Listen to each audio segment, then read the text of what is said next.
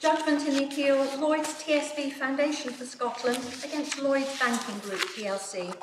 Lord Mance will give the judgment to the court. The issue on this appeal is how a covenant to pay money in an amount based on group profit shown in audited accounts should be construed and applied in a novel legal and accounting context which was not foreseen or foreseeable when the covenant was entered into. The covenant was by the appellant, Lloyds Bank, in favour of Lloyds TSB Foundation for Scotland. It was given originally by deed on the flotation of the TSB Group plc in 1986. The 1986 deed was amended in 1993 and replaced in 1997. The covenant obliges Lloyds Bank to pay the foundation in respect of each accounting period either an amount equal to a small percentage of Lloyds Bank's pre-tax profits after deducting pre-tax losses, or £38,920, whichever is greater. Pre-tax profits and losses are defined as, respectively, the group profit or loss before taxation shown in the audited accounts, after adjustment for two matters: first, for minority interests in Lloyds Bank, and second, by virtue of the 1993 amendment, for any profits or losses arising on the sale or termination of an operation. At the dates of the covenants, both the Companies Act 1985 and the Principles and Statement of Standard Accounting Practice under which Lloyds Bank prepared its accounts provided that only realised profits could be included in group profit. The 1993 amendment to the 1986 deed was made because of a change in accounting standards which had required exceptional profits or losses realised on sale or termination of an operation to be included as part of profit or loss on ordinary activities instead of below the line as before. It indicates that the parties had ordinary operating profit in mind under the covenant.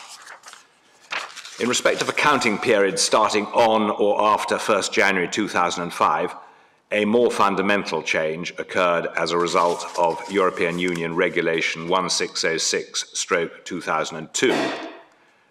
This change related to bargain purchases, that is, the purchase of an operation at a price less than its written down fair value.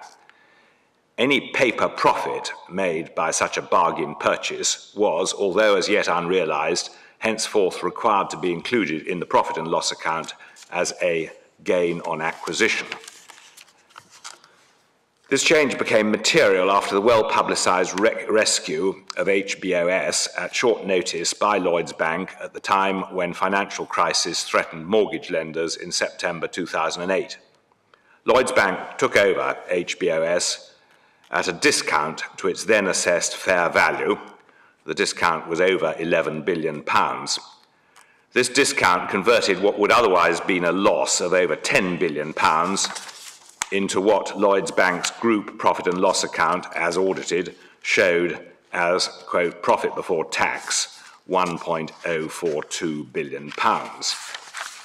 The Foundation accordingly claims the covenanted percentage of this latter sum as being the group profit shown in the audited accounts. That would give it £3,543,333.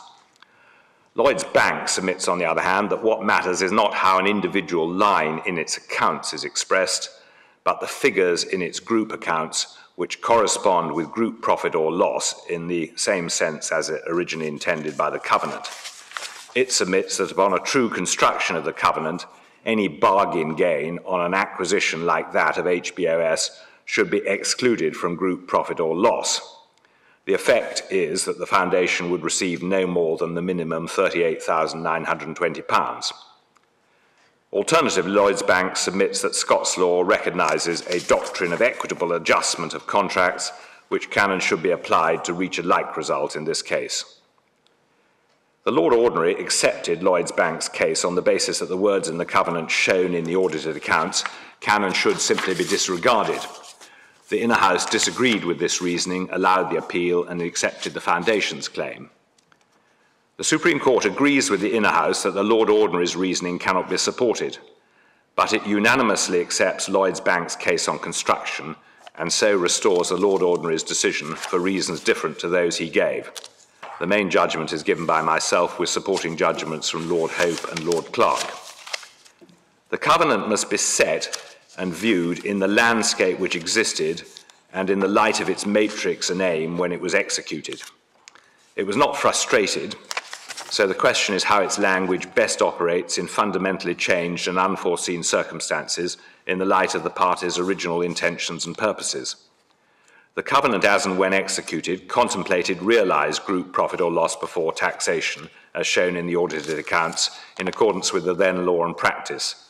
The parties would never have agreed that the foundation would receive a percentage of what was essentially an unrealised profit, the realisation of which would depend upon future events. The gain on acquisition on the purchase of HBOS should be excluded accordingly when calculating profit or loss for the 2009 period. Any actual profit or loss made as a result of the HBOS acquisition should be brought into account in later accounting periods. These conclusions are supported by further considerations.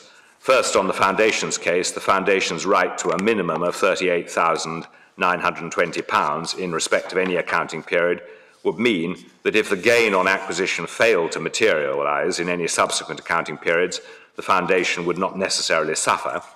Secondly, if the HBOS acquisition proved on a resale of all or part of HBOS, in other words, a resale of an operation in terms of the 1993 amendment, to yield a profit greater than the gain on acquisition entered in the 2009 accounts, the 1993 amendment showed that the Foundation could not recover in respect of that, and in the probably much more likely event of such a resale yielding a profit less than the gain on acquisition shown in the audited accounts, the 1993 amendment would prevent Lloyds Bank bringing into account any of the now realised loss which had replaced all or part of the gain on acquisition shown in the audited accounts. These conclusions make it unnecessary to address the issue of equitable adjustment on which Lloyds Bank sought to rely in the alternative, but Lord Hope in his judgment discusses and rejects the proposition that a court can equitably address a contract under Scots law on the basis that its performance, while not frustrated, is no longer that which was originally contemplated. The Supreme Court accordingly allows the appeal, recalls the interlocutor of the Inner House and restores that of the Lord Ordinary. The court is now adjourned.